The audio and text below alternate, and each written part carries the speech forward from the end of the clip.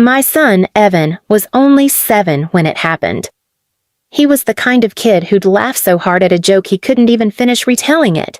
He'd giggle at clouds shaped like dragons, chuckle at the sight of ants marching in line, and collapse into fits of laughter when our dog tried to chase its own tail. Laughter was his language, and it used to be mine too. But that weekend visit to my parents' house? It changed everything.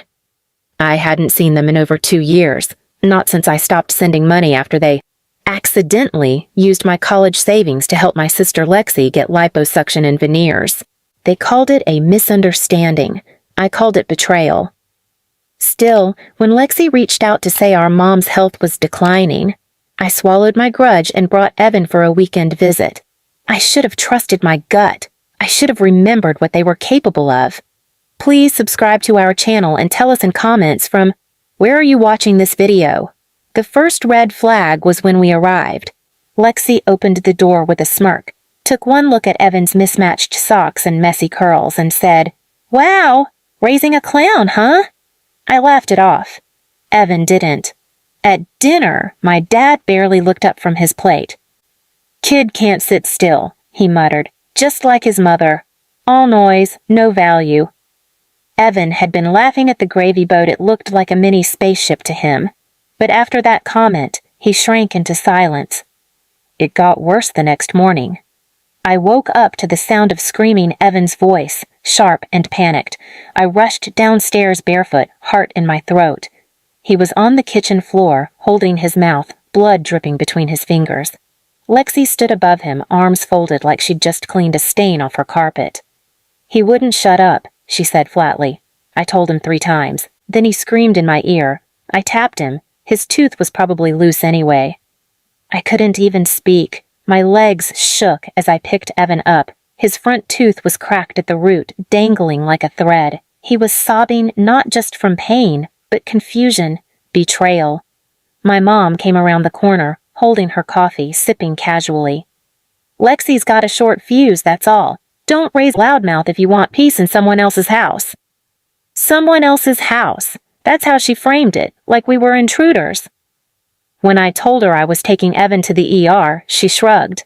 "It's just a baby tooth." My dad, from the recliner, chimed in without turning his head. "He's useless, like his mother. Always has been." I was shaking. My purse was on the counter. I grabbed it, picked Evan up, and left without another word. We drove straight to urgent care. His mouth was swollen. The doctor said the tooth had fractured down to the root and would need to be pulled. Evan kept whispering, "Did I do something bad?" I held his hand and said, "No, sweetheart. You were just being happy." That night, I sat on my couch staring at nothing while Evan slept on my chest with gauze between his gums. I thought about how many years I'd spent hoping my family would change, how many times I told myself I was overreacting. I thought about Lexi's smirk, my mother's shrug, my father's slur. And something inside me snapped, not just with anger but with clarity. They didn't just hate me. They hated that Evan was me too. So I decided to take the one thing they valued more than love, more than family, more than anything else. Control. It was time to take that from them, piece by piece, while smiling. And they wouldn't even see it coming. 2 weeks after the incident, Evan stopped laughing. Not a single giggle. Not when I slipped on his Lego and pretended to fall dramatically. Not when our dog did her signature spin dance. He just stared, quiet, afraid. My son, the boy whose laughter used to fill rooms, was mute from trauma.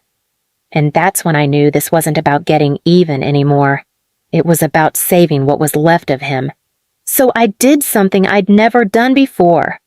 I visited my parents' house alone. Lexi opened the door with her usual smugness. "Well, look who came crawling back."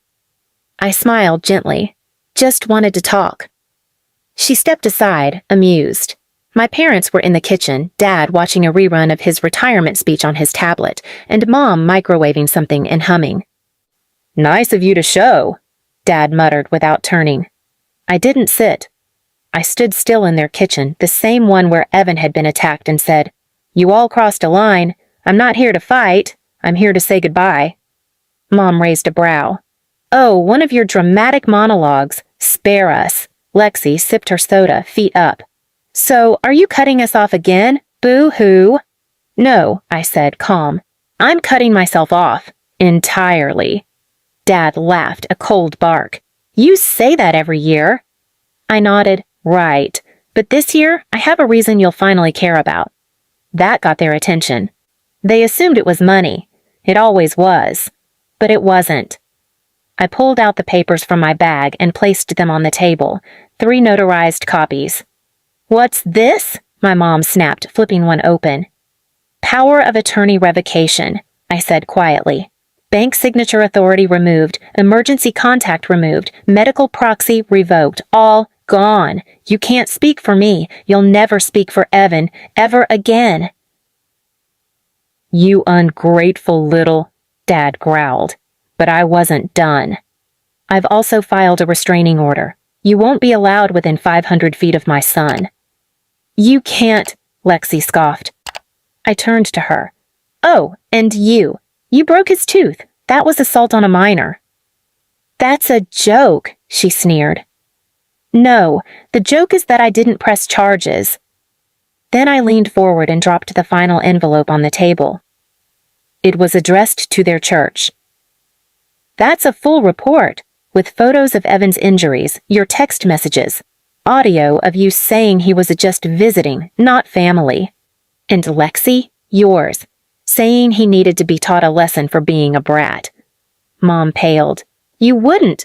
I would, and I did. You think anyone will believe you?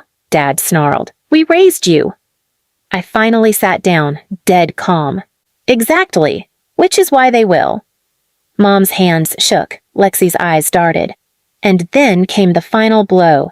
Please subscribe to our channel and tell us in comments from where are you watching this video. I also made sure to contact every member of your country club board. You know, the one that just gave you that legacy award for exemplary community parenting. They'll receive the same report, by courier. You spiteful, Lexi hissed. But I didn't flinch. You didn't just humiliate my child. You convinced him his joy was a flaw. You cracked his tooth. But worse, you cracked something deeper. So I'm cracking everything you built, the fake image, the perfect family act, your hollow pride, all of it. I stood up. Oh, and your portraits in the church lobby? Already being removed. Turns out public shaming of children doesn't look great next to stained glass. You'll regret this, Dad shouted after me. But I smiled as I opened the door. No, I'll heal from this. The fallout started 3 days later. Their church issued a formal statement condemning their behavior and stripped their honorary memberships. Their longtime friends, the book club crowd, and real estate peers started unfollowing them online. Invitations dried up. Then came the real punch. Dad's prestigious mentoring board rescinded his community figure role. Turns out no one wanted a child-shaming retiree teaching leadership to teens. Lexi lost her job 3 weeks later. Apparently, word of a possible lawsuit reached her firm not from me, but from a family friend who saw the photos and made noise. Turns out corporations don't want to be associated with bullies who knock kids' teeth out. And me? I didn't gloat. I didn't post about it. I didn't even tell Evan. I just signed him up for a new art class. The instructor was gentle, fun. Evan was shy the first week, but the 3rd week, he smiled. The 4th week, he laughed at his own clay dinosaur. And the 5th week? He told a joke so loud the whole class laughed with him. That night, as I tucked him in, he whispered, I'm not bad, right? I kissed his forehead. You're joy, baby. That's what you are. But inside me, I wasn't done yet. They had taken so much from him. Now it was time to take from them something they never gave me. Dignity, peace, and control. And I knew exactly how. The first time my mother called me after everything exploded, she didn't ask how Evan was. She didn't ask how I was.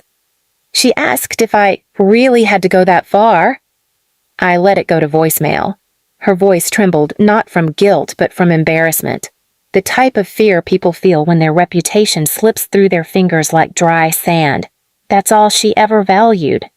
Reputation. Lexi tried next. Just talk to me, she begged. "You're taking it too far. I lost my job. I had to sell my car." I didn't respond. They wanted forgiveness when they'd never shown a flicker of it toward a 6-year-old child who laughed too loudly. But here's the thing about people like my family. They only notice absence when it becomes inconvenient. So I gave them exactly what they couldn't handle. Not rage, not attention. Silence. Months passed. Evan began smiling more. He started sleeping through the night again. He won most imaginative in his new art class, and for the first time since the corner incident, he let himself giggle in public. Meanwhile, my parents? They were unraveling. Slowly, publicly, but never dramatically enough to be noticed in the news. Just enough to feel the shift. The loss of power, of status, of illusion. But that wasn't the revenge. Not yet. My revenge began on a foggy Wednesday morning in November, the day I submitted the final set of forms that would make it permanent. I had found something, a small but legal loophole. Years ago, my parents had asked me to become executor of their legacy archive. Boxes of photos, family films, newspaper clippings, awards, everything they hoped to one day donate to a local museum collection of notable families. They'd spent years curating it. Dozens of labeled VHS tapes, color-coded photo albums. My mom called it the Legacy Vault. They believed it proved they were a model American family. They even asked me to digitize it all for preservation. I said yes. And I did. But not the way they expected. See, I digitized everything only to strip out every single reference to Lexi and my parents. Every photo with them, cropped. Every video, muted or cut. Every write-up or article they kept, rewritten in plain captions. What remained? A collection titled The Boy Who Laughed, a visual archive centered around Evan, his joy, his moments, his laughter, all filtered through my lens, my words, my truth. And then I donated that to the same local archive my parents had aimed for under my name as curator. Not as revenge. As correction. The day the exhibit opened quietly, no media, just a public access link and local library listing, I sent them a postcard. No message, just a screenshot of the exhibit title. The Boy Who Laughed, a celebration of joy in the face of cruelty. Lexi posted a cryptic meltdown on social media 3 days later. My mother stopped attending her church meetings. My father reportedly cursed out a librarian who casually mentioned the exhibit during a community talk. And me? I took Evan to the exhibit. He didn't know the full backstory. He just saw photos of himself drawing, building sandcastles, sleeping in my arms as a baby. He pointed at one and whispered, "That's when I made the dinosaur." I smiled. He saw his life, not their shame, not their labels, just his joy. And that's when I knew the revenge was complete. I hadn't ruined their names. I hadn't exposed them on television or forced them out of their home. No, I had done something far worse. I erased them from the only legacy they ever cared about. They wanted to be remembered. Instead, they'd vanish in silence while the only name that lived on was the boy they called a Leach. The boy they said didn't belong. He belonged. He thrived. And they faded. That night, as Evan fell asleep on my chest, he mumbled something into my sweater. "Thanks for picking me, even if they didn't." Tears filled my eyes. "I always picked you, baby," I whispered. "They just didn't matter enough to say no to." And that was the truth. I didn't destroy them. They destroyed themselves. All I did was write a better ending.